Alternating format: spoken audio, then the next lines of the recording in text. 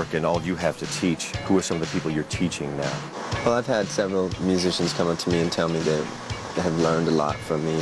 What if I told you that Prince, the Purple One himself, had some of music's biggest legends absolutely seething behind the scenes? That's right. While the world worshipped Prince as an untouchable musical genius,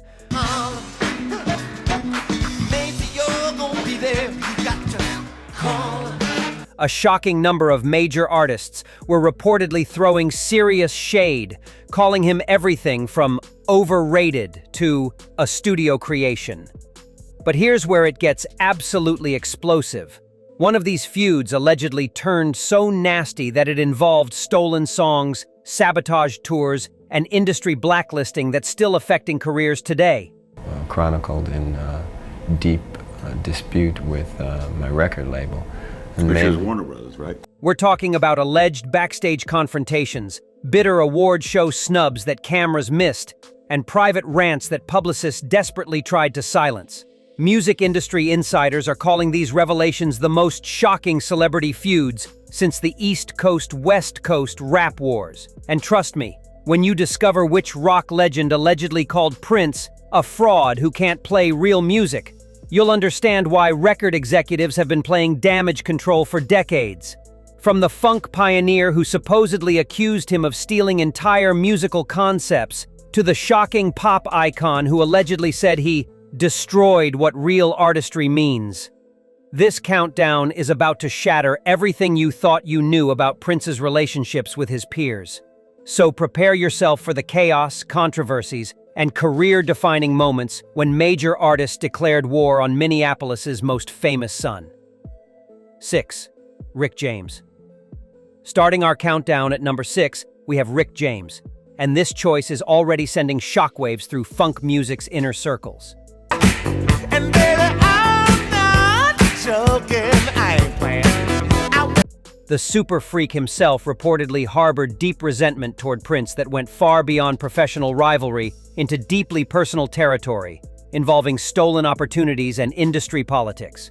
According to explosive behind-the-scenes reports, James's Prince hatred began in the late 1970s when both artists competed for the same Minneapolis scene recognition. A former Motown executive claims, Rick would go into these incredible rants, screaming things like, "Prince is just copying my funk formula, but making it palatable for white audiences. He's stealing my sound and getting credit for innovation." These outbursts reportedly became legendary among industry insiders. The most revealing incident allegedly occurred at a 1981 American Music Awards after-party, where James supposedly confronted Prince directly.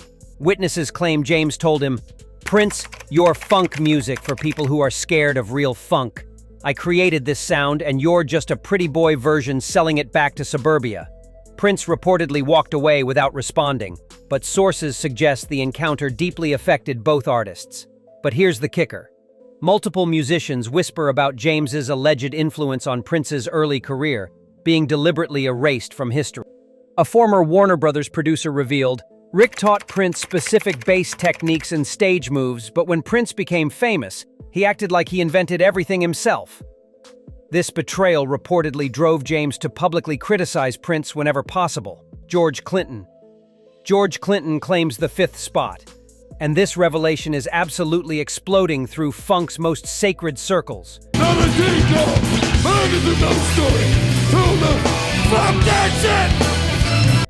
The Parliament Funkadelic Mastermind's alleged Prince criticism reportedly stemmed from fundamental disagreements about funk music's authentic spirit and commercial direction that shaped both artists' career. According to shocking industry whispers, Clinton's Prince resentment began when Minneapolis started being called funk's new capital. A former Casablanca Records executive claims George would constantly say things like, "Prince took funk's communal spirit and made it about individual stardom. He's destroying everything funk represents." These complaints reportedly influenced Clinton's entire approach to the Minneapolis sound. You think you've seen Prince, you haven't seen him yet. If you haven't seen his new act, he's got a rock act now. The most explosive incident allegedly occurred during a 1984 studio session, where Clinton supposedly told session musicians Don't play like Prince. That's not funk. That's pop music dressed up in funk clothing. Real funk comes from the streets, not from rich kids with home studios. Multiple witnesses reportedly heard this critique become a regular Clinton talking point. But here's where it gets scandalous. Sources suggest Clinton believed Prince appropriated Parliament Funkadelic's entire aesthetic without giving credit. A former P-Funk bassist revealed, George would study Prince's videos and say, "Look at those outfits, those dance moves, that whole sexual energy. He's doing a sanitized version of what we created 20 years ago." This analysis reportedly drove Clinton's criticism of Prince's borrowed innovations. The most shocking revelation involves Clinton's alleged attempts to educate younger musicians about funk's real history. Industry insiders claim he would constantly tell artists, "Before you worship Prince, learn about the musicians who actually invented what he's selling." Sources suggest this campaign influenced an entire generation of funk musicians to view Prince skeptically. Number 4. Michael Jackson.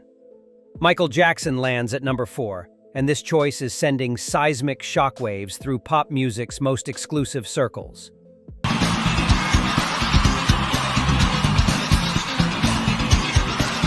The King of Pop's alleged Prince hatred reportedly went far beyond their famous public rivalry into deeply personal territory, involving stolen creative concepts, industry manipulation, and career-defining competitive obsessions.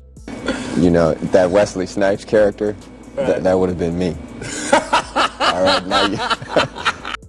According to explosive industry sources, Jackson's Prince resentment began during the early 1980s, when both artists competed for the same cultural dominance.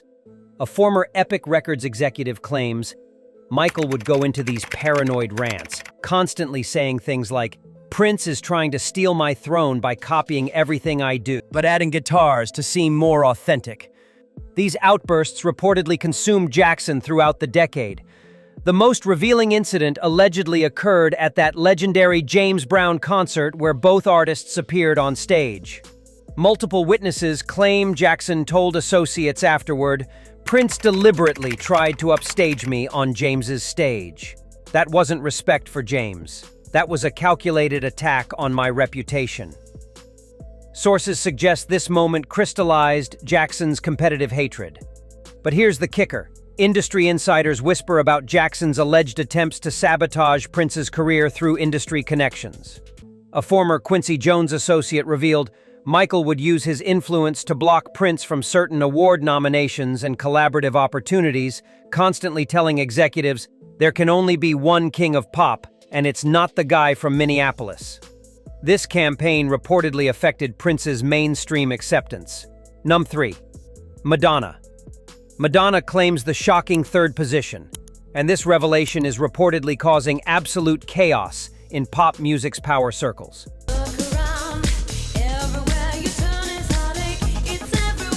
The Material Girl's alleged Prince hatred goes beyond professional competition into deeply personal territory, involving romantic rejection, creative control battles, and industry politics that shaped both superstars' careers. According to explosive behind-the-scenes reports, Madonna's Prince resentment began after their brief romantic encounter in the 1980s allegedly ended badly. I think that, Prince lives a very isolated life, and I don't, and that is the big difference between us. And a former Sire Records executive claims, Madonna would go into these bitter rants, constantly saying things like, "Prince thinks he's God's gift to music and women, but he's just a control freak who can't handle strong female artists." These complaints reportedly influenced her entire approach to male collaborations. The most revealing incident allegedly occurred during their failed love song collaboration recording sessions. Multiple witnesses claim Madonna told studio engineers, "Prince wants to control every note I sing, every word I write. He's not looking for a duet partner. He wants a backup singer with my name attached." The sessions reportedly ended with Madonna walking out mid-recording. But here's where it gets scandalous. Sources suggest Madonna deliberately competed with Prince for cultural relevance throughout the 1980s. A former Warner Bros. Executive revealed, Madonna would study Prince's marketing strategies, then try to one-up him with more controversial imagery and provocative statements. This competition allegedly drove both artists to increasingly outrageous public personas. The most shocking revelation involves Madonna's supposed influence on Prince's female collaborators. Industry insiders claim she would warn female artists about working with Prince, allegedly saying things like, "He'll use your talent to enhance his reputation, then discard you when he's done." Sources suggest this campaign affected several of Prince's potential partnerships. 2. Sinéad O'Connor. Sinéad O'Connor claims the explosive second position, and this choice is sending absolute shockwaves through alternative music's most influential circles.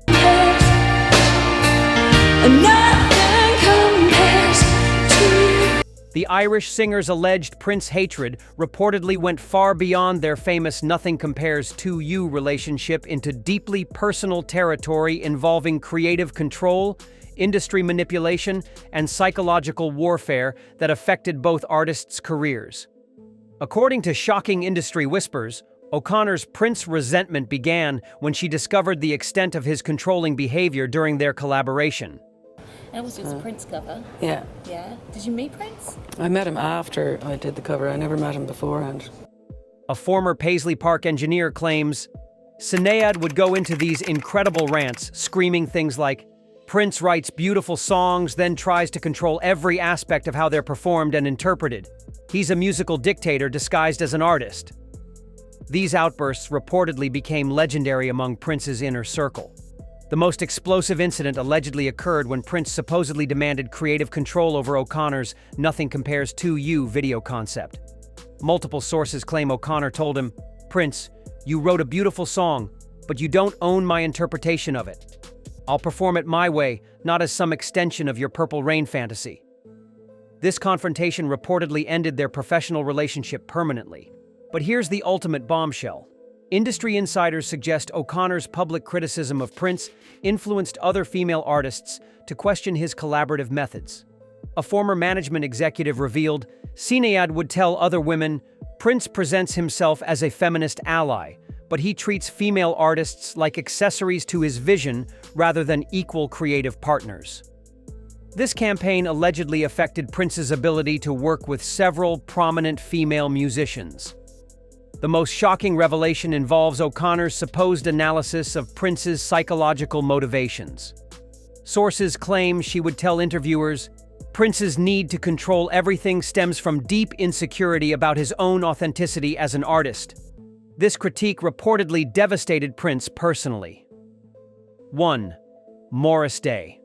Morris Day takes the absolutely explosive #1 spot, and this revelation is reportedly causing seismic chaos throughout Minneapolis music's most sacred halls. Day's alleged Prince hatred goes far beyond their time collaboration into deeply personal territory involving friendship betrayal, creative theft, and career sabotage that shaped both artists' entire trajectories.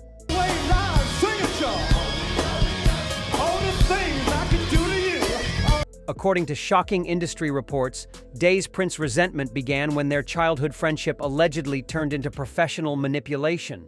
A former Paisley Park insider claims, Morris would go into these heartbroken rants, constantly saying things like, "Prince used our friendship to steal my ideas, then made me a supporting character in his musical empire. I was never his collaborator, I was his employee." These complaints reportedly consumed Day for decades. The most explosive incident allegedly occurred when Day discovered Prince had been writing time songs under pseudonyms without giving him credit. Multiple witnesses claim Day confronted Prince, screaming, "You made me believe we were creating music together, but you were just using me as a puppet to perform your compositions. I thought we were partners, but I was just another one of your sidemen." Sources suggest this betrayal destroyed their personal relationship permanently. But here's the ultimate bombshell. Industry insiders whisper about Day's alleged attempts to expose Prince's manipulative business practices to other Minneapolis musicians. A former Warner Bros. Executive revealed, Morris would warn other artists about Prince's contracts and creative control methods, constantly saying, "Don't let him do to you what he did to me. He'll steal your identity and make it part of his brand." This campaign reportedly influenced several musicians, to avoid working with Prince.